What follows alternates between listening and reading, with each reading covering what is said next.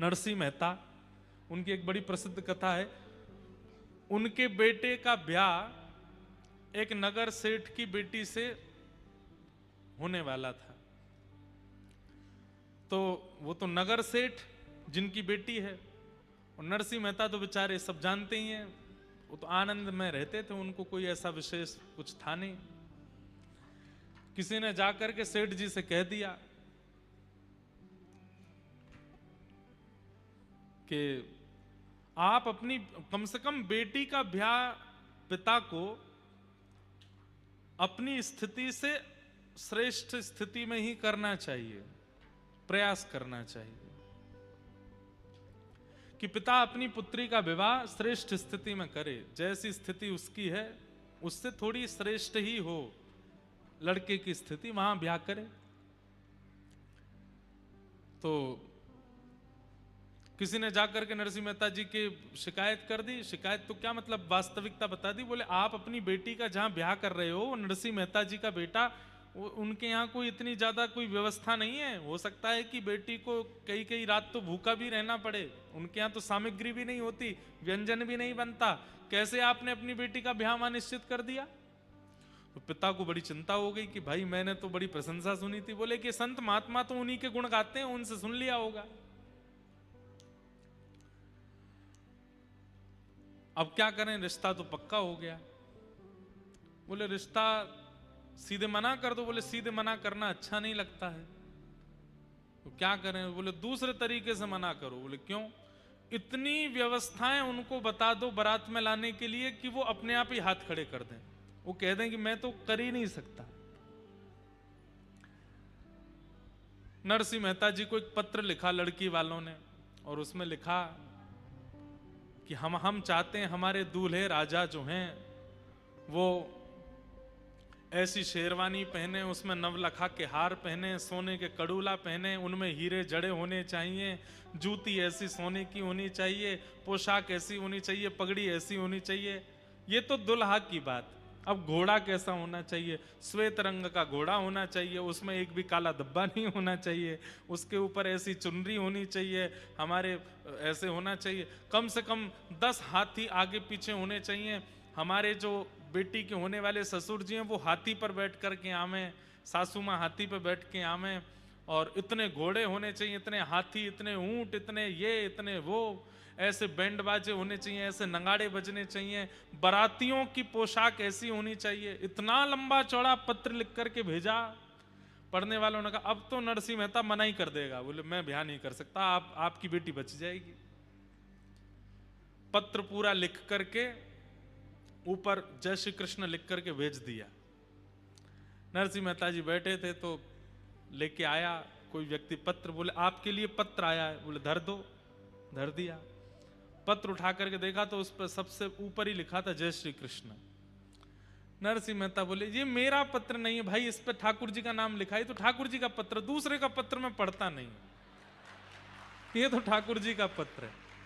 ठाकुर जी के सामने जाके धर दिया, जय जय आपके लिए पत्र आया है, पता नहीं कोई आपका प्रेमी है उसने भेजा है, पढ़ लीजिएगा। मैं तो देखो नहीं पढ़ूंगा, आप देख लेना क्या इसमें लिखा है, जो भी उसकी इच्छा आदि हो देख लेना आप।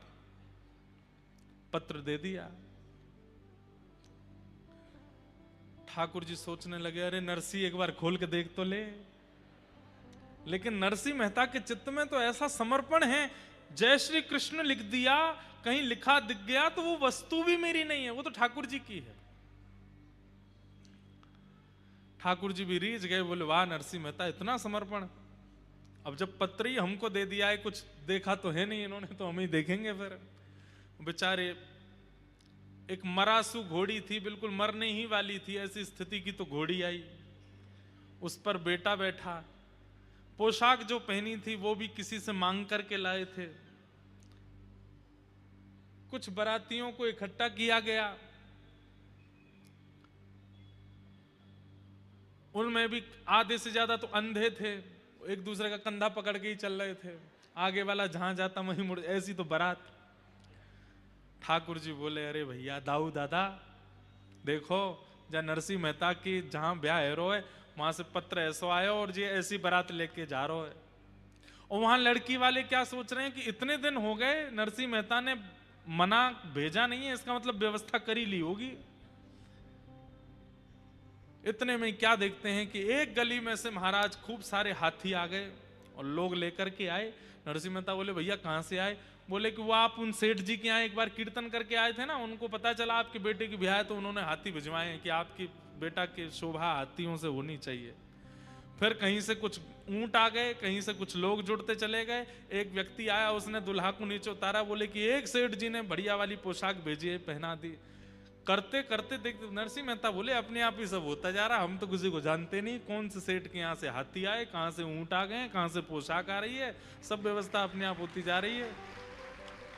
बढ़िया ढोल नगाड़े बजाने वाले भी आते गए, सब व्यवस्थाएं होती चली गई। यहां लड़की वाले बोले कि भाई बारात आ रही होगी, कोई पता तो करो कैसी क्या बारात है। कोई देखने के लिए गया, लौट करके आया, वो कहे सेठ जी ऐसी बारात देखी सुनी तो बहुत दूर की बात, किसी ने चिंतन भी नहीं की होगी ऐसी बारात आ रही है। बोले कैसी बारात है? बोले चलो छत पर चल करके देखो। ऊंची अटारी पर जाकर के देखा महाराज, दूर से देखा तो जहां तक दृष्टि जा रही है वहां तक लोग केवल झूम रहे हैं, नाच रहे हैं, गा रहे हैं, ऐसे ऐसे रत्न, ऐसे ऐसे आभूषण पहन करके, इतनी सुंदर सुंदर नारियां, इतने सुंदर सुंदर पुरुष, ऐसे सुंदर सुंदर हाथी, हाथियों ने भी सुंदर सुंदर आभूषण पहने हैं। और तभी दृष्टि पड़ी तो क्या देखा, बारात में दुल्हा भी है, हाथी भी है, सब कुछ है, लेकिन बारात में सबसे आगे एक हाथ में सुंदर छड़ी लेकर के श्याम वर्ण के द्वारिकाधीश चल रहे हैं और दूसरी तरफ अपने हाथ में छड़ी लेके साक्षात श्री बलराम जी महाराज चल रहे हैं। नरसिंह मेहता को नहीं पता कि ठाकुर जी चल रहे आगे, उनको दिखाई दे रहे हैं। भैया हम में ऐसा समर्पण कब आवेगो? हम ये नहीं कहते कि भाई आप इस कथा को सुनने के बाद, इस बात को सुनने के बाद में जानबूझ करके ऐसा कुछ करो कि घर पे कोई पत्र आया था तो वो जरूरी आपने धर दिया ठाकुर जी के सामने, महाराज जी बता के गए थे कथा में।